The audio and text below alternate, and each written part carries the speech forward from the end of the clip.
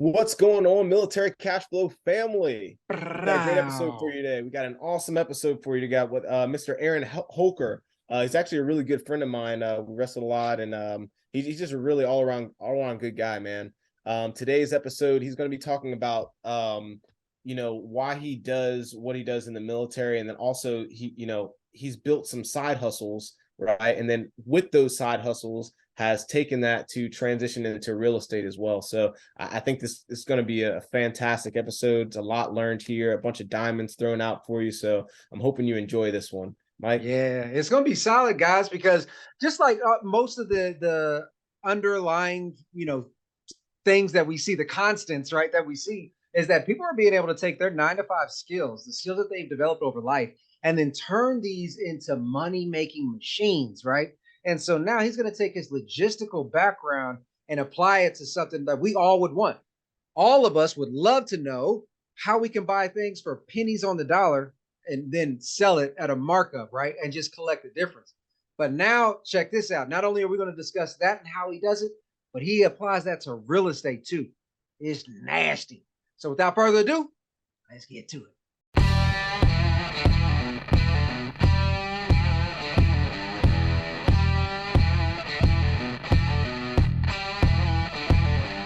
What's going on, military cash flow today? I'm very, very excited. We got a great guest, one of my friends, Aaron Holker. He's on. He's going to talk about his experiences, and welcome to the show, man. I really appreciate you coming on.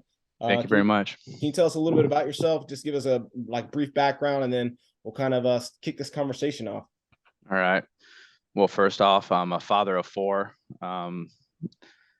proud father, and then hard to describe me and my personality without saying I'm a wrestler.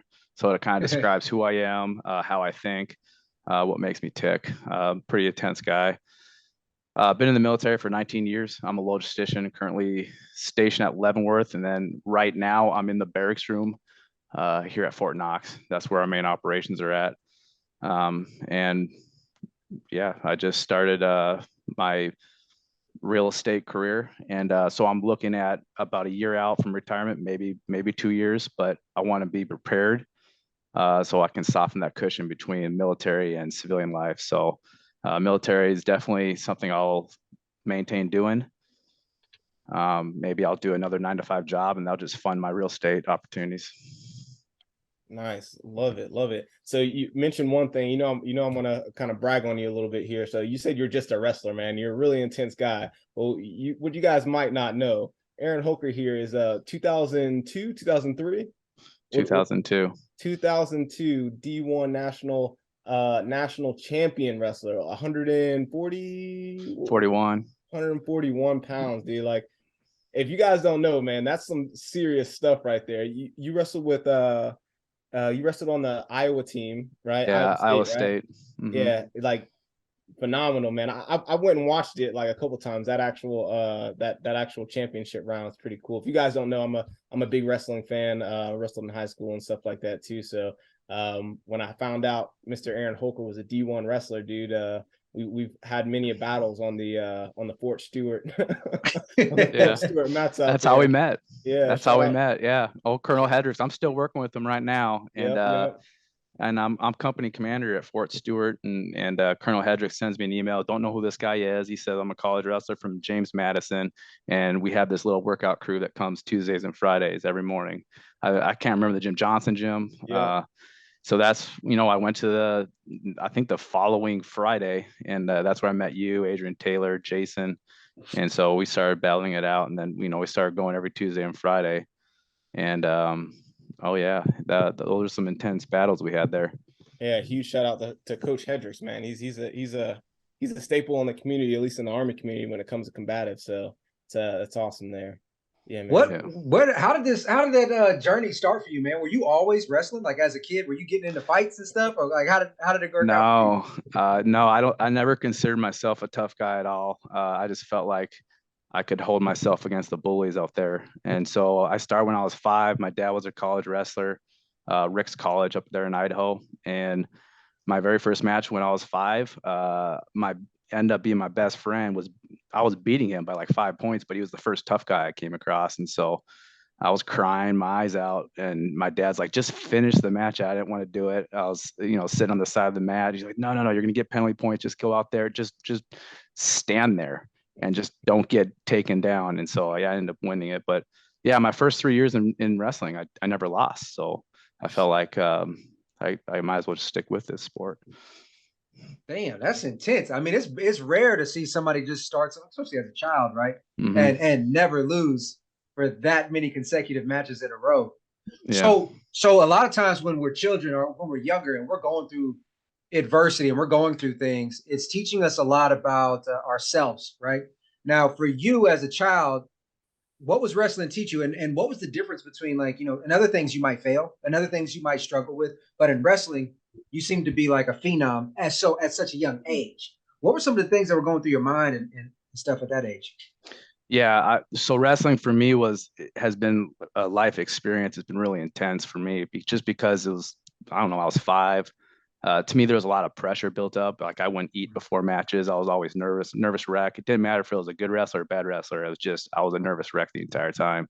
If I lost, my mom remembers this too. You couldn't even really talk to me for like 2 weeks and stuff. So it was just me and rest. That's why I say, if you describe who I am, wrestling's a big part of that, because it affected who I was and my everyday life. So it almost like held me back with what my progression in life for it's kind of unhealthy in a while. So the more I lost, the more I kind of gained character, the more I kind of learned more about me. And so I lost quite a bit. Maybe my freshman year, I was 85 pounds, wrestling 103. And so I had to learn, I had to pull through that adversity, wrestling people that were coming from like 110, 115. And and so I just stuck with it. I finally got some really good matches in, and I found success, and finally got to feel what it, understand what it feels like to lose consistently. And then just kept battling through. So that's kind of where I think I gained a little bit more steam, and I was able to actually work at some things that I didn't have to work at when I was just winning, just from being natural at the sport. I like that. Mm-hmm. Yeah, man, that'll definitely build you some character and humble you a little bit when you start for those sure, matches, man. But yeah, I love to talk about the wrestling, man. It's definitely a huge part of I can see it can be a huge part of who you are, and it definitely made me a huge part of who I am as well. What about like, I guess, just your financial background, right? What was it like growing up for you as far as like your introduction to finance? Because we're kind of using this as like kind of a lead up into how you got where you are and how you're getting into this stuff, right? So how did that shape you, or what was your upbringing around finances like? Yeah, very, very different to how I think now. So when you look at Rich Dad Poor Dad, I was not raised to think the way that Rich Dad Poor Dad, that the author thinks now. So I still think right now I'm thinking more along those lines. But back in the day, the way I was raised, it was just more, my dad was kind of struggling. We were a middle class family on the surface, but there was a lot of debt there. Didn't really have someone to teach me. We never, I think we owned a house, but I think he foreclosed on it. So really, it wasn't a lot of financial teaching. And so really, but what it did teach us and the rest of my siblings, I have 4 other siblings, all of us are doing really well financially. So my sister doing very well up in California. She's like, on TikTok, making a bunch of money on all those social apps. And then, my brother sells solar panels door to door. So, we kind of, I guess it's more like survival. We always work hard. We're always trying to, to make sure that whatever money we make, we're preparing for the future. And so that's always been something on my mind. That's why I joined the military. I want to have some sort of safe income, no matter what, there's a downturn in the market, whatever it is, I'll have something to fall back on. So that's why, I wrote it out all the way to retirement, or I will be writing it out all the way to retirement. But yeah, it's real close, man. That's a common thread, right? A lot of us have, I don't even know what to really call it, maybe disdain or something like, or we didn't appreciate or we didn't enjoy seeing what our parents went through, the struggle they went through, or some of the hardships. And ultimately that turned around and allowed us to focus on finances in a different way. What Oh, would you yeah. say is the maybe like the number one lesson that you learned just from observing your parents in that financial situation? So, yeah, they did a lot of things wrong. So, basically what I wanted to do is whatever you make, it doesn't matter how much that is. It's whatever you save. And so, Yes. whether I'm working my butt off or not, I got to make sure that, I'm going to have to sacrifice some. So that way I can save whatever I'm making. So that's kind of what, and all of us are doing something to work, all the kids. We're not, there's not really a time that goes by where we're just out of a job or out of work for a sustained period of time. We just got to put the work in, we grind it out, and then we just save as much as we can. I love that, man. The power of saving is slept on. People aren't thinking about it. And honestly, just like you said, if you can keep more of what you earn, Oh that's yeah. the basis right there. Save it, invest it in whatever else you want to do, but just controlling your spending is so impactful. Yeah. Not Yeah, about absolutely. not about what you make, it's what you keep, man. That's definitely 100% 100% true. I like that. Definitely reading the Robert Kiyosaki's book has helped so many people. Oh yeah. I think we've had a couple of conversations. You mentioned that book as well. So and I think I want to kind of talk about a little bit of some other things you were doing. Now you're an officer in the military, you're doing well. Obviously you make a decent living being in the military, right? But you still had like the hustle and the ambition to go out and still do more things, right? And build like a few other streams of income. Can you talk us through some of that, like why you decided to do that? Because not a lot of us do that, especially on the officer side. We don't do a lot of like at least a lot of my peers don't do a lot of like side hustles to where they can make more money and things like that. Can you talk us through that, why you do that, what that looks like, and we'll just start there. Okay. Yeah. So, I mean, basically what we're talking about is, I can make all this money in the world. I keep on seeing myself go up in rank every year. There's let's say a 2.5 or 3.4% increase in our military base pay. Actually, this year we're getting 4.4. But so I'm looking at all these increases and I'm always looking ahead thinking, okay, when I get to this next rank, that's the time where I can save $200 or $500 more a month. Well, that day never happened. It never happened. For whatever multiple reasons, it never happened. So we were just basically living paycheck to paycheck, no matter what rank I was, what pay grade increase there was. And so I had to do something. So I was actually at NTC. This is back in 2016, 2017, 2018. I went ahead and I just got a separate bank account. I just started saving like $250 a month. And I didn't tell anyone about it because at the time someone found out, I'd be like, hey, well, I'm going to have, after a year of that, 250 times 12, whatever that number is, that's what I have saved away. And so that was the start. And then we went to Leavenworth there at CGSC. And then while I was there, that's when I started listening to your podcast. I started kind of getting an idea of, I need to be doing something. I need to be doing something extra, save more away. Because, when times go bad, I want to have something, for the family, not for me. It's not for a boat, not for a motorcycle. It's to save money away and prepare for whatever mercies are going to come in our future. So I was at CGSC and I was busy at CGSC. I was doing the KU Supply Chain Management Masters. So not only am I doing my CGSC till 1700, I'm doing 6 to 9 with KU Masters. So I really didn't have time to do a side gig at the time. But then COVID hit 2020. So then all that stuff went away, right? So now I'm in my house, I'm bored out of my mind. CGSC kind of stopped for like a month because they're kind of getting their stuff together. They're taking all that Blackboard stuff and finding out how they're going to do this online. So they actually told us, don't even go to the building or they're going to kick us out. So I'm bored out of my mind. I'm sitting there in my house and I see this garbage man. This garbage man comes in, he's struggling. He's by himself, right? He's doing his routes. And my wife at the time really loved this guy. He was good to our son. So I just asked him, I'm like, what are you doing? Like, do you need help? And so, basically, at the time, it wasn't for money. It was just to kind of keep myself busy.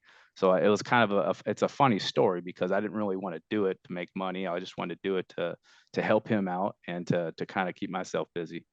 So then I met him at 5 at McDonald's, and the weird conversation we had was, hey, I'm doing this for you. I'm not doing this for money. And he's like, well, I need to pay you. And I was like, well, if you're going to pay me, just give me $10, $10. He goes, well, I usually pay $25 an hour. And I was like, well, that's too much. How about we do 12? Right. And he's like, well, 15. So I think I forgot what that number was, but it was like reverse negotiation. Finally, I accepted something, and then I was going on this route, and I finished CGSC at that garbage route. It was actually going to my own neighborhood. I was like in a really nice neighborhood. Every house had a 3-car garage, and I'm sitting there as a garbage man picking up their trash. But it was a really good time. So that kind of got me started. Like, hey, I could be doing this. I can be doing this all the time. So then I moved to Fort Stewart. And then that's where I met my neighbor, James Welch. There's a shout out there, but he's still there. And the entire 188th First Army Chain of Command is doing this gig where they go to a warehouse and they pick up liquidation pallets and sell them online on Facebook Marketplace. So that's where I really got started in this side gig business. And it's not a ton of money, but it's a healthy amount of cash flow. So then I even got my wife involved. I bought a truck, and the reason I bought a truck is not to have a nice truck, is to justify I can pick up more pallets, right? I can actually make more money if I buy this truck. So it justifies the large car payments that I made there. And so I was pulling the trailer, driving the truck, probably picking up 5 pallets a week and selling them on Facebook Marketplace. And then my wife was listing them. So I'd get home from work and she'd be like, all right, you got to pick up here, you got to deliver here. So we're grossing, or we're netting probably like $3K average a month. And so it was also a good time doing it. And so it just kind of went forward from there. Then I got orders to Fort Leavenworth, which was like about a year ago. I moved in June, and then the game kind of changed with pallets. Kansas City has a market to where you don't really pick them up in bulk. You kind of bid on them. So I could bid on like 15 to 20 different items, but some people are outbidding me, and it gets to a price that's not favorable. So now it's more of a website game. So now when I go to pick up, I might have only won like 3 or 5 of those bids. And so I don't need a truck anymore. So I have the truck right now. It's in the parking lot. I'm going to probably trade in for like a Hyundai Elantra and do a Lyft or Uber, maybe save some gas money there. But I'm always going to be doing something. There's always going to be some side gig going on. Yeah. Yeah, I absolutely love it, man. Like you said something that I think is very, very key. And I want to kind of do a deep dive into the pallets, because it seems like that's a great side gig that other soldiers can do, right? That we've not talked about, or I've not heard about. I'm familiar with it, but I've not, in talking to you, that's the only reason why I'm familiar with it. But but you said something very impactful. You said that next rank, I'm going to be able to save money, and this is when I'm going to start putting money away or investing it, and so on and so forth. Never happened. Exactly. I think there's so many of us that do that exact same thing, man. Like, I think it has to do with like just lifestyle creep, man. Like you start hanging with the other soldiers, or hang whatever your friend group is. You start to kind of like get accustomed to that, right? And you kind of just kind of, I guess, kind of go with the flow and keep increasing your lifestyle changes, right? And you can usually do one of two things. You can either continue to let that happen, right? Or you can do something about it. And obviously you chose to do something about it. What was it that kind of just sparked the light for you that was like, hey, this is not working out. I gotta make that change. Like, what was it for you? I think it just goes back to our first conversation, looking at my parents and looking at their situation right now. They're not, they're still surviving. They're in their 70s. And so I'm looking at my future and I'm like, what am I doing? I'm going to be right there with them. So I'm trying to get myself ahead, because it's not only just what my survival looks like, right? I don't want my kids to be able to take care of me, but I want maybe to give something to my kids as well. And so that constant drive is what drove me to be like, instead of waiting for that next rank to give me my money, it never happened. And so now I'm like, it's almost like panic mode. It's like, I need to do something. And so these side gigs started me, and I knew it wasn't the end state. I'm not going to be doing pallets forever, but it just got me into that field of, and that way of thinking, getting my habits to where I'm always thinking about making an extra couple dollars. But yeah, it's definitely something that, and I talked to my brother about it. He's selling solar panels door to door, and he makes quite a bit of money doing that. But he also had his times where he was struggling the last couple of years, and he has that same fear. And I was like, we were able to relate. This is actually a couple months ago when he was living with me in Kansas City, and yeah, we're both very paranoid about falling in the same trap as the people before us, and so it's not that's just what drives us. It's not just you, man. Like I think if you're out there listening, man, I'm sure you probably have those same thoughts, right? Like, what do you say to, or how do you speak to, I guess, everyone in that situation, like trying to catch them early, or like what is your, I don't know, to you got 4 kids, right? So I mean, Yeah. what is the thing that you're gonna help tell them or teach them, or what is something that you can say to any of the listeners out there that's kind of like thinking the same thing? So yeah, one of the things I want to teach my kids is just, for me, it's hard work. It doesn't have to be hard work, but for me, I'm using the work ethic that I was taught. So that's one thing my parents did give me is good hard work ethic, and obviously wrestling as well. But I'm using that to my advantage, So here I am at Fort Knox. I'm working. My first shift is at 07. We have a changeover brief, and then we work till 1900. And then after 1900, I get my civilians on. I go to downtown Louisville and I do lift for about 4 or 5 hours. Come home at midnight, and then go to bed, wake up, and do it again. So I'm making a good, I'd say about $600, $700 a week off lift, and then I'm doing my military job in the day. And I'm not affecting, military job comes first, and so I'm making sure that's not affected. But yeah, definitely, when it's time to go, I'm able to make a little bit extra cash. This is extremely important because so how long ago was it when you started the garbage picking up the services with that guy? So the garbage was in 2020 after COVID. So I think it would probably be late March, early April. Okay, excellent. 2019 or 20, sorry. This is a perfect example of this. So I've been doing a lot of studying on the psychology of money, right? And a lot of things that we inherit is from our parents. And so, like you just mentioned, you and your siblings, you guys now have a kind of a fear-based association with money, as far as you don't want to struggle for it, right?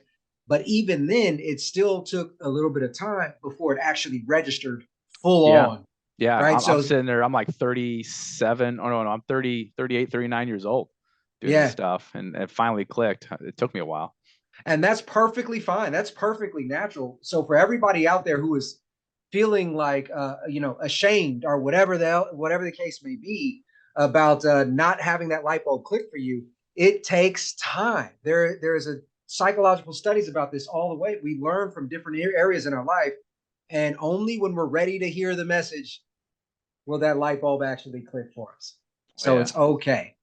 Yeah, no, I appreciate that. So so after you started taking this extra income, you're putting away for savings. Do you have any plans for investing some of that excess capital? Do you have any plans specifically for that strategy? Yeah, absolutely. So, so this is how it went down. I don't know if you want me to talk about my real estate deal in Kansas City. Do you want me to talk about that now or later? We're definitely going to talk about that, man. Before we touch into that, because I think that's super important, and but I want to talk about the pallet flipping though, because I think that's a really nice side gig that some other people could possibly do. So can you just kind of walk us through what that looks like simple setup, just who do you go to buy this, like what does that look like? Yeah, so in a nutshell, so when I was in my supply chain management course, there was one of the factors in our equations was, you have the cost of the product, and then you have what you sell it for, and then you have the delta between the two. But then that third part of the equation is called salvage. It's if you don't sell at the stores, what do you do with it? So big businesses, Amazon and Home Depot are the two biggest ones. They salvage their items that they don't sell or they get returned. So it's called overstock or returned items. And so they sell it to a liquidation warehouse, and there's many of them. I mean, you can look up Google Maps right now, liquidation, and every major city has it. So in Savannah, there's actually only like 2 or 3. But then basically these warehouses, they buy from Home Depot, Amazon, and others, but those are the 2 biggest ones. They buy these liquidation items by the truckload. And so let's say they spend $5 or $10,000 off a truckload. Well, then they break those truckloads down by pallets, probably about 25, 26 pallets per truckload. And then they sell those pallets to people like me that ends up buying the pallet and selling it on Facebook Marketplace. There's other avenues too, but Facebook Marketplace is probably one of the better ones to do it. I think you can sell it on Amazon too. I've seen people do it. I haven't done it personally, but Facebook Marketplace is really the main avenue I do to sell my products. So I try to get double my money. So someone getting into this business, the way I'd like to correlate it is that people buying it by the truckload are probably buying these things at 10 to 15% of retail value. They turn around and sell it to us. You try to get 25% of retail value. So that way you can sell at about 50%. Because these guys on Facebook Marketplace, they're crazy. They're not going to buy anything unless it's something very, very high demand. They're usually just going to buy 50% of retail value. So I buy at 25, I double it by selling at 50%. So I also try to look, my strategy is buying large items, big furniture, couches, treadmills, because if I'm going to do all the work to list it and to meet up with someone and to haul it, I'm going to make sure I'm going to make $100 per transaction. I was at first trying to get the cheaper, smaller stuff, and it was just too much. I'm not going to spend all this money on $5, $6, $10.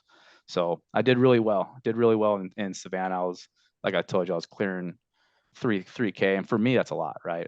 Father of 4, and so we were able to fund Disney trips and stuff. But that I'm not saving, right? So I'm kind of violating rule number 1 there, but it was good.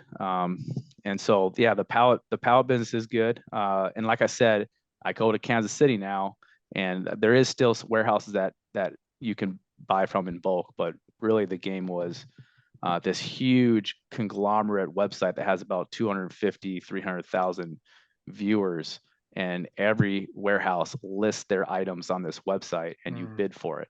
And so I was just bidding on some stuff earlier today, but you can get really cheap. I bought a console table for $24, and I just sold it for $200. It's $450 retail, but Kansas City game's a little different, right? Because it's so saturated, you can't really even sell stuff for 50%.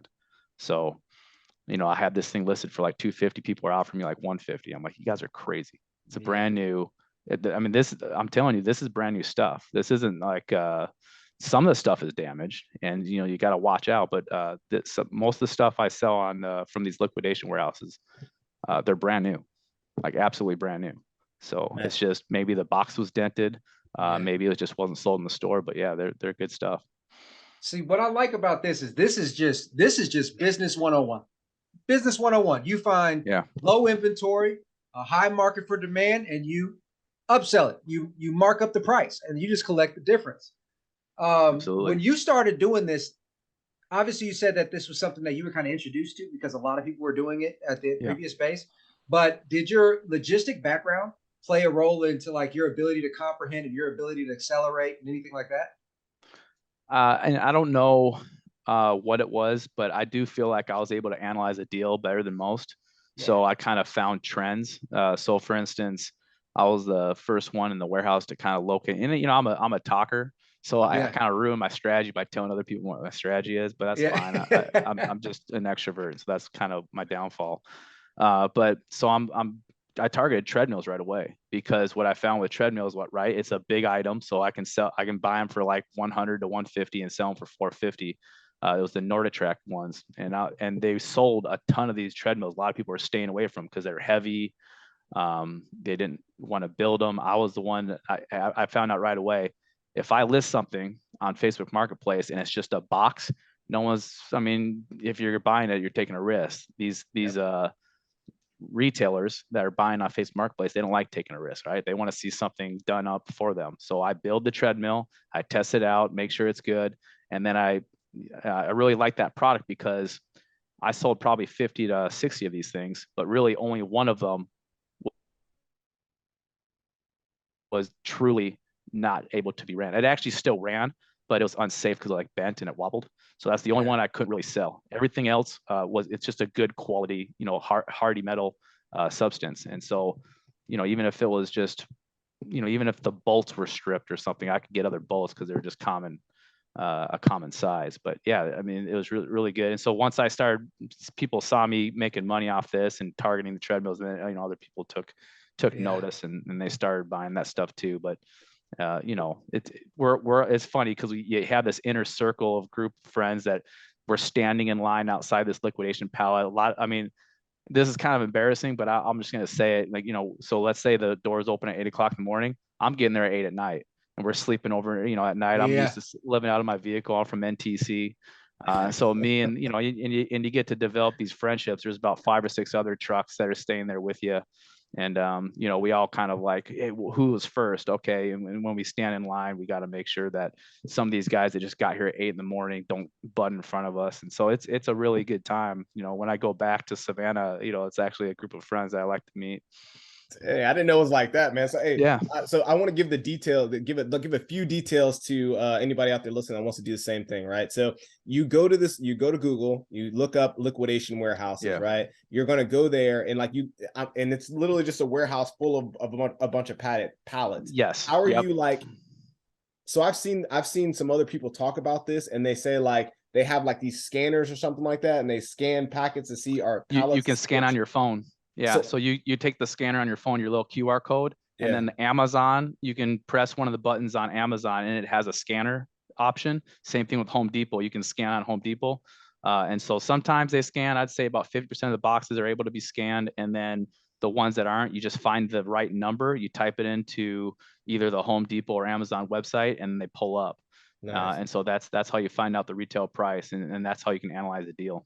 Nice. And then about how long does it typically take to sell items? I mean, if you got a pallet full of stuff, I mean, it seems like you had a little bit different strategies. Go with one big item or go with a couple big items, and then they would, I assume they'd move pretty quickly. But what is like storage and like, the inventory hold time look like? So if you were to target Christmas pallets right now, you'd probably be able to sell like in the first 3 days. And so like, for instance, let's say these treadmills, I knew I could. So at first I was like selling them for $450, listing them for $450, and then like maybe someone offered me $350, and then I would accept the deal. I got to know the game with the treadmills, and there's nothing. I'm not going to accept anything less than $450 because I knew it was going to be sold. So I'm willing to hold on to it. So there's the storage game. My freaking garage is full of this stuff. My wife just like, what are you doing? But there's a little bit of that going on. I would say, if I hold on to it for more than a week, then I'll start lowering the price. And then, so when I get these lowball offers, I have a common, neutral, very professional response saying, hey, this is listed for $400. You offered me $150. I'll tell you what, it's probably going to take me 3 months to get to that price because I'm going to lower it to $375 first. And then I'll go wait another 48 hours and then I'll go to $350. And then that's my systematic approach to selling this item. So I'm not going to sell it to you for $150 at this time. So nice. I love how you made a system out of it. What people don't realize, the backstory behind all these successful people in life, how you mentioned like you and your buddies were sitting outside. Those are the same conversations that real estate investors are saying, yeah, man, we were waiting at the courthouse steps first thing in the morning. We come here every weekend. We know, like, that is how it's done. And when you can find a group of people who share the same interest, who have the same passion, now strategies can be created. Now, partnering. Like Aaron, you work with treadmills. I'm sure you had buddies who had other things that they really liked. So now it could be like hey man, I found a treadmill. What'd you find? That's exactly what it was. Yep. I knew my buddies like the generators and other stuff, and they would target treadmills. Like I'd be at work and they'd text me like, hey, I got a pallet full of treadmills. See? I'm like, hey, pull the tab, I'll get you back. Yeah. It was good. We had a good close network. That's Absolutely. Freaking amazing, man. That's freaking amazing. So for everybody out there who's still trying to find their community, I highly encourage you to go out there and start talking to people. Aaron found a lot of his deals just by talking. You gave away a lot of his secrets, but hey, it's good. It's all good. It's all good. Yeah. That's excellent, It's man. for the better. That's absolutely awesome. So I love that you started with that grind, and it seemed like some of that cash flow, although you spent some of it, building memories with your family, which I don't think that's a waste at all, right? You spent some of that money building memories with your family. I know that you were able to save some of that and then help you transition into real estate, right? So let's talk about the real estate part really quick. I mean, I know we had talked about what you're doing in a different light, maybe like a year and a half ago, man. Yeah. And then I think we talked a couple weeks ago, and you were like, "Yeah, I just did it," and I'm like, "Man, this is freaking awesome, dude! It's absolutely awesome." Can you tell us about that, man? What was it like? What's the what strategy you're using, and how's that going for you? Yeah, so I had to look up the podcast. You guys do have a podcast. I remember that's one of the ones I listened to that probably got me intrigued, but it was the house hacking episode. I just liked it, and so that's what I was thinking of when I had my strategy way back in, I think, 2021 when I moved to Stewart. I was going to buy, I ran this by you first. I was going to buy something right outside of Fort Stewart because at that time I had two coworkers. So I was the SPO for AFSBN, and my coworker was the XO for AFSBN. He was living in Jacksonville. And then my GS-14 employee was also living in Jacksonville. So they were renting a hotel out of the old National Guard barracks that was converted into a hotel. And so I think they're paying like $20 a month. No, $20 a day. And so they were staying there for like 5 days out of the week, and they go back to Jacksonville to live with their family during the weekend. So I did the math. I'm like, well, that's 20 times 20 days. That's $400 a month. If I just buy like $100,000 home right outside Fort Stewart and I charge them $400 a month, they'd rather go with me because they can leave their Army stuff in their room instead of having to transition it from the hotel to their car to Jacksonville every day.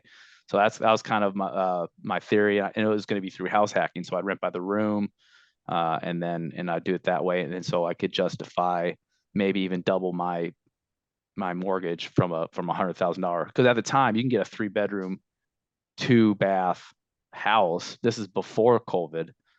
No, was it before? No, it was after COVID, but it was before the big blow up of this real estate thing. You can still get a house for $100,000 right outside Fort Stewart. And so that was my plan. It never happened.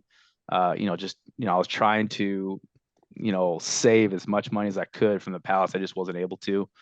And so it wasn't until I got PCS orders of Leavenworth, and then, my family was going to stay at Stewart because they're in Richmond Hill. It's a good neighborhood. They're in sports. They're in the STEM and STEAM programs. And so that was just a great opportunity to be like, all right, I'm geo-batching it. So I'm going to try this theory. I'm going to buy a house. And I mean, it's so scary, right? Because you hear these stories, you're like, well, is it just them? Right. Is it? So, yeah, I bought a house in right outside Kansas City, and it was a 4-bedroom, 3-bathroom with a basement. And so I was going into it saying, worst case scenario, I can pay the mortgage off with my side gigs.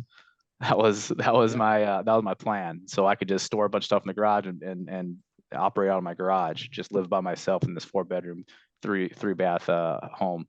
But so anyways, I was listing this out on all the apps, right? So the Rent Ready app lists through I believe it's Zillow. I had it on Facebook Marketplace. I had it on Airbnb, and then the Furnish Finder website. And it wasn't taking, but on Facebook Marketplace, I was getting like hundreds of hits on this house. Obviously not the greatest pool of tenants, prospective tenants on Facebook Marketplace, but it is what it is, right? I'm not in the nicest neighborhood. So which kind of proves that this theory works even better, right? I'm in a horrible neighborhood outside of Kansas City. And I'm listing these things for $720 a room, $1,000 a room for the bigger one. And then the basement, I was listing for $1,000. I was getting 100 hits on these things. And so I just needed to find a way to filter through all those guys to be able to get a tenant that I could trust, or a series of tenants. And so I had my own way of sifting that out. I feel like I picked the right tenants. It's still early in the game, right? They just paid their first month rent earlier this month. And so they're renting from me now. Everything's good. And I'm able to have someone else not only pay my mortgage, but pay all my utilities. And I still take home $800 a month. And I'm still able to live there in the basement.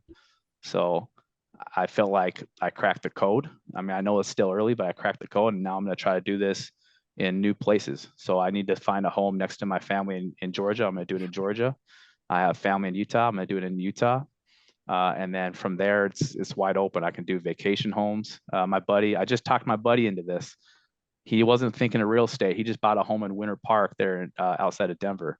And so he's going to be doing the same thing. But yeah, I feel like, the way renting by the room or Airbnb it is I really do think it can really increase the value of that home. It can increase your cash flow definitely to where, so like right now in today's market, it's really hard to find a house in which you can have just one single family pay off the mortgage. It's just hard to do. So that's just one, it's just a strategy to increase the cash flow of that one home. Right now, with my home in Kansas City, if I were to rent it to one family, I could probably only charge around $1,500 to $1,800. But because I'm renting by the room, I'm able to charge I think it's $2,800, and then that's with me living in the basement. Well, first off, man, congratulations, man. Yeah. That is absolutely awesome, man. I'm so happy that concept, even though it's in the infancy stages, it's being proven and you can show that that works. I think at this point, the worst thing that can happen is you run into a bad tenant or two, which at some point you're going to. It's just, I think everyone has, right? You're going to run into a bad tenant, but still, seeing that you got that first month's rent collected, and it's actually working, man. Congratulations. Absolutely. Super happy for you. So what you're doing is a house hack strategy. You deliberately went and found a single family home with several rooms that you can rent out while still living there, and you're cash flowing $800 a month plus keeping all your BH. Yeah. Fantastic, man. So how like now that you've gotten through the first month, I mean, I know you had to be like super nervous going into it, man. Oh, yeah. Like, I know you had to be super like, talk us through that feel of like, signing the papers to now like the execution. Like, how has that felt for you? Your mindset, like just I know how I feel. I'm just curious, like what that did. Yeah. For you. I mean, it's crazy because I'm sitting there doing my 9-to-5 job in the military, and I don't even know how to build a contract. And so I'm like, how am I going to do this? And so I'm literally Googling, how do I build a rental contract? And it's so easy. Like once you find it, it's just so easy. But at the time, it's like the fear of the unknown. How do I do this? And so I found a website that just like, you just answer yes or no and fill in the blank, and they basically create the contract for you. I got them under contract. And the way I screened them is there was a couple of things I was looking for. There was one guy that's military, so we had an instant bond there. And then the other ones I tried to target younger population that have like a solid job, because I feel like I'm limiting my risk there because they're younger.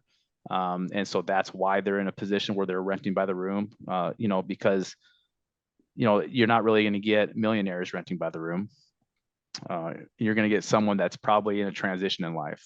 And so I'd rather have a younger transition that's just trying to save their money, because it's almost like pretty smart, right? If I were younger, I'd be, and I feel like I was on the right track. I'd rent by the room.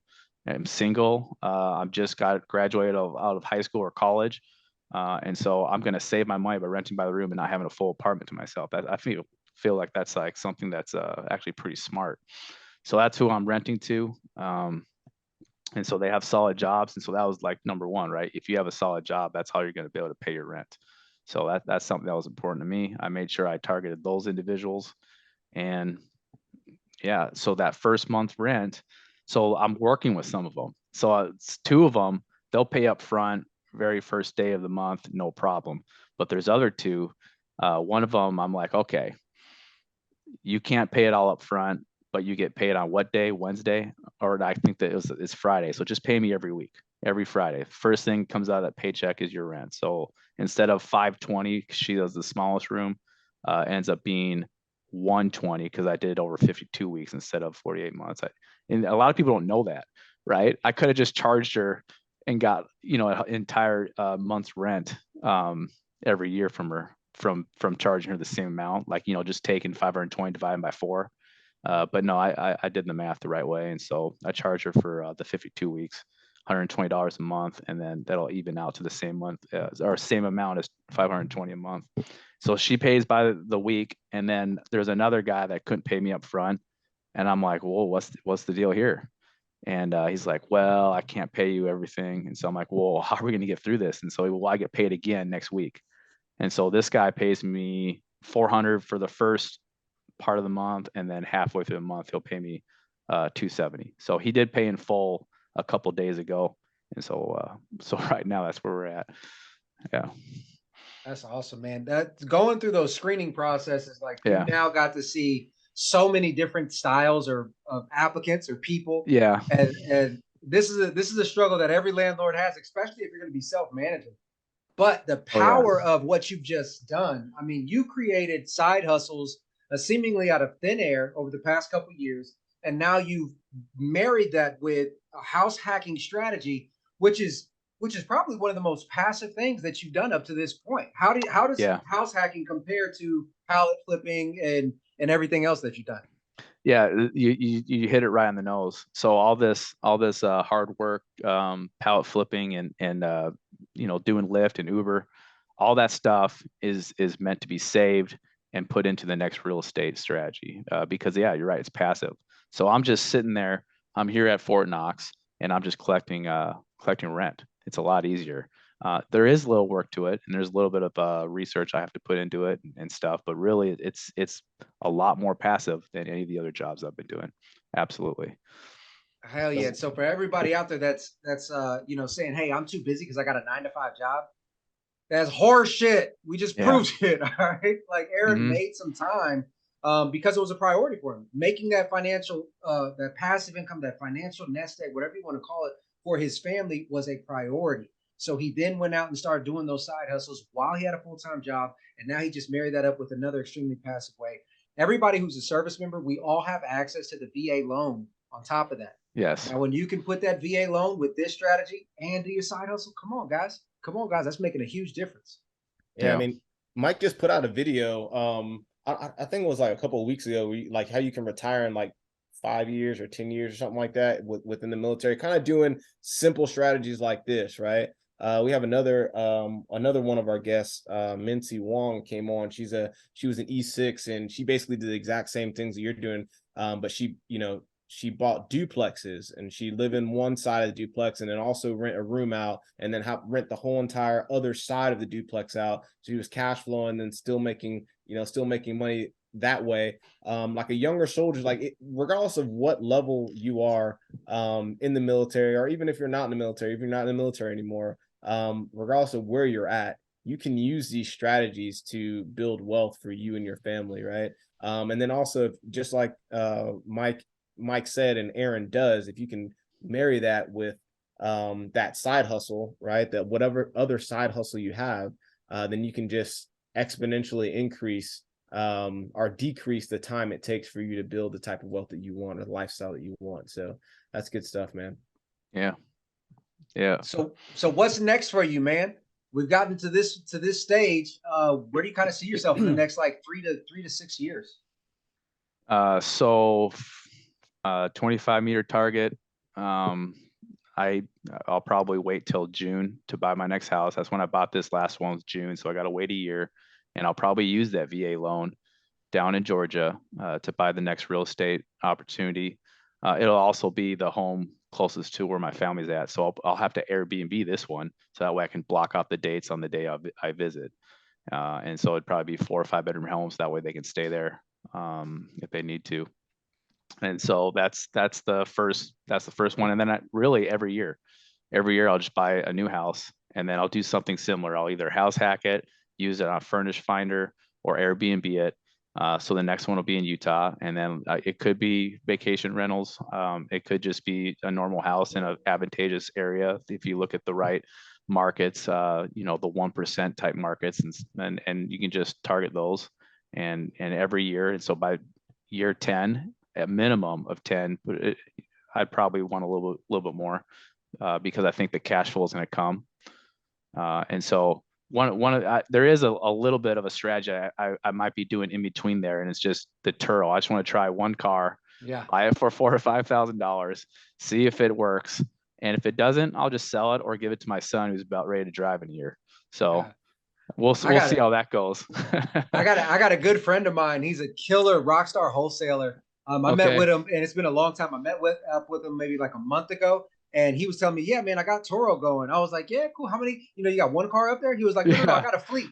I was like, you got a fleet? How many does he have? He has like 7 or 8, and they're all he says it's going good. Oh, it's going great, man. Okay. He's got I'm gonna try it. Civics and Camrys and stuff, and then he has like a nicer car. But you know what's crazy, man, is, and I don't know how it works, so don't nobody try this and point at me. All right, he says that the airports have like a certain section that you can park your Turo cars.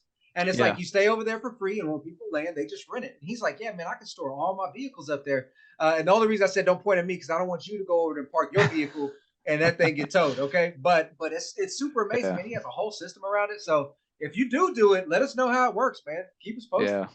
Yeah. We'll make sure. Hopefully, Michael probably put you in contact with his friend, I guess, and maybe. For sure. Yeah, I can do that. Yeah.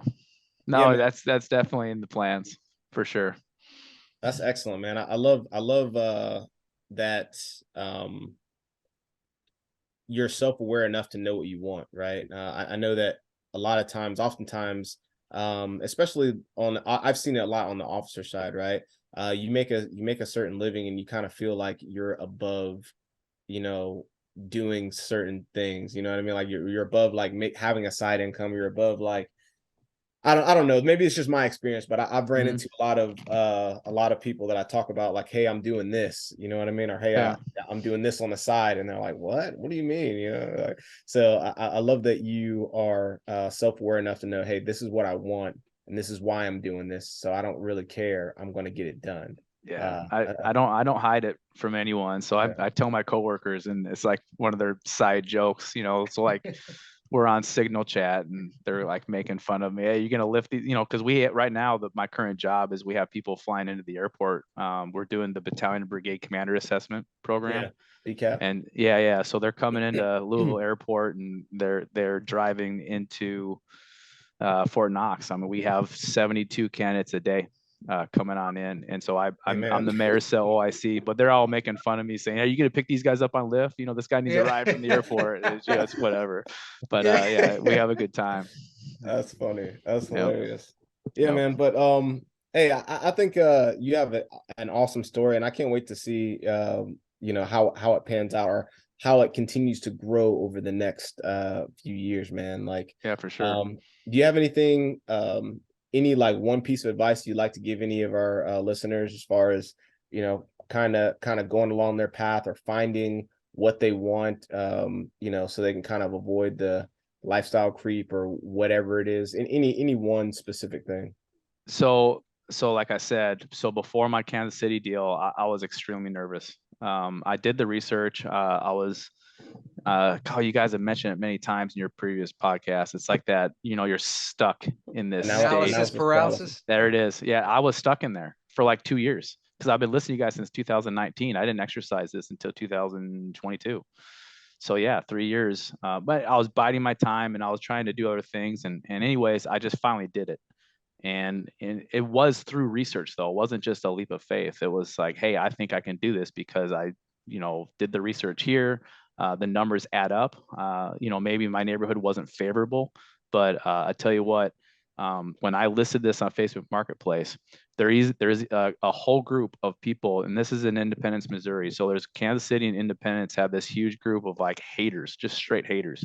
And I think their main focus, I think they're an organized group, but I don't know that for sure. But they're hating on my post, right? So when you post on Marketplace, you can check the block on certain groups. And so the groups I was posting on, they're putting messages into my post saying this is ridiculous. No one's they're like laughing at me. I was like, what's with the laughing emoji? But yeah, so they're all hating on this stuff. And I was like, oh man, this isn't good for my house. I'm listing this stuff. Maybe other customers are going to see this. But it had the actual opposite effect, because a lot of the people pressing on my house weren't in these groups. And so what is all their messages and all their negative feedback generated the algorithm to amplify my ad, so more people were able to see it. And so I'm having hundreds of hits on people that are buying for this house. No one really saw the messages. And so, but here's the other part about it, is these guys are hating on me thinking I'm charging too much. But what's going on is I'm talking to these guys and they're like, hey, I'm staying at a hotel. All right. Like what I'll tell one of my tenants that stayed with me, she was staying at a hotel because she had no credit or bad credit. So no one's going to take her. No one's taking a normal apartment, a normal house. They're not taking her because she has bad credit. They already screened her, and they're not accepting her. So the only place she stays is this dang motel with her 6-month-old baby. Right? She's paying $320 a week. So times that by 4, whatever that number is. And she's renting one room with I think a bathroom in there. It's soggy carpet, so it's nasty. It's not good. They have meth heads that are there, waking her up and her baby up at 3 a.m. It's unsafe, right? There's gun shootings going on right outside her door, and so that's what they're living in. And so I'm offering something a lot cheaper, right? $700, a lot cleaner, a lot quieter. And so she's not the only one. I had many other people tell me about the similar situation. So, when you guys are, anyone's doing the analysis on this stuff and they're nervous about who's going to rent from me, I'll tell you what, the market is, I'm in Independence, Missouri. I'm not in Charlotte. I'm not in a very expensive city. I'm a Midwest city. And so that they're paying $720 a month for 1 bedroom, and they're sharing a bathroom. And one other lady's paying $520 for an 8x10 room, sharing a bathroom with 2 men, because she is in a state of transition where she needs this right now. So I feel like I'm doing these tenants a favor, and I'm offering them a clean house if they need me for anything. So that lady, I had a twin size bed all prepped and ready. Like all the rooms are furnished and everything. I had the sheets, the bed frame, and the mattress and the nightstand. And she gets there, and after the first week, she wanted a queen size. No questions asked. I went through that liquidation, and I found some mattress. I found some cheap stuff for her, and so that's what I do. Another tenant wanted a grill, so I bought him a grill for like $50 on Marketplace. So I'm offering these guys. I'm making $800 more a month, so I can do this kind of stuff. But I'm do that for a reason, to keep them happy and to make sure that they're never going to come back to me and complain and say how horrible it was. Like, I'm going to take care of you. I treat you like probably one of my kids. And so I feel like if I do that, I feel like the karma is going to come back to me. Right. And, and so that's kind of my mantra, and that's why I do what I do. I love that, because you hit the nail on the head when you said so analysis paralysis, just in general, that's common for a lot of people, but you said you actually educated yourself prior to pulling the trigger, right? Yeah. And one of the things I like to say often is education without application is just entertainment. So at some point in time, you got to get off the couch. And that's exactly what you did. But I love how you're able to now take all of these pieces and put them together, because I was thinking about it earlier, but because you have such a skill set in the pallet game, you now use that to furnish your Airbnbs and everything else. Yeah, you know what I mean? Absolutely. So like a double absolutely. There's a market in that too. The lady in Kansas City was going to charge me $8,000 to furnish the house, with everything. Right. And then the Airbnb company that I was working with, I just asked them for an offer, knowing I wasn't going to take them. They offered $25,000 to fully furnish an Airbnb for me. Wow. Yep, those are my two offers. Mm-hmm. Wow. I almost took the $8,000 one, because I was going to Germany, and so I was closing on a house. And I was going to Germany to support the Ukraine efforts. And I was like, I don't have time to do this. I can't do it. So I almost went with her for $8,000, but I turned down the house, and I turned down her, and I went for the next house maybe 4 months later when I got back. Yeah. So any Airbnb people out there, if you're looking for cheap furnishing. Yeah, absolutely. Yeah, I'll do it. No, I'm not there yet, but yeah, that's definitely something I could do. I just haven't looked into it seriously right now. I was just thinking about that. That might be a marketplace for you, like seriously, because I know a lot of Airbnb people. I know Mike knows a lot of Airbnb people. If you can get the furnishing right, then shoot, man. I know that's a lot of times they go to IKEA and pay for it, but yeah. Right now it's like it was a slow game. I was there, and I think I told you this, Dan. It took me about a month and a half to fully furnish it. And so I was kind of taking on tenants that were in a temporary basis. So that way I can gain enough funds to buy the furniture, furnish it. And then now that I furnish it, I can charge a little bit more.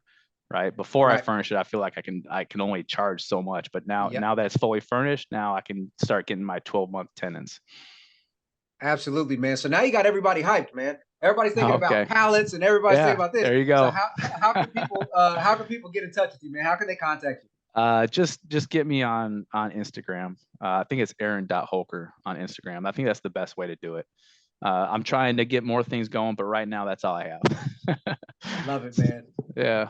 Excellent, man. Well, thanks so much for coming on. Again, I do want to end with one thing that you actually said, a synopsis of kind of something that you said.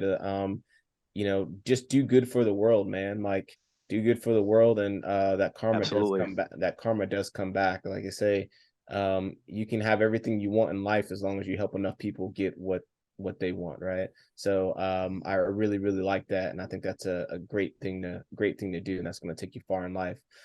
So yeah, thanks again for coming on. Really appreciate it. This is an awesome appreciate episode. It, guys. Yeah, this is awesome. I loved it. Yeah, awesome. But with that, this is Dan Wynn and Mike Glaspie signing off.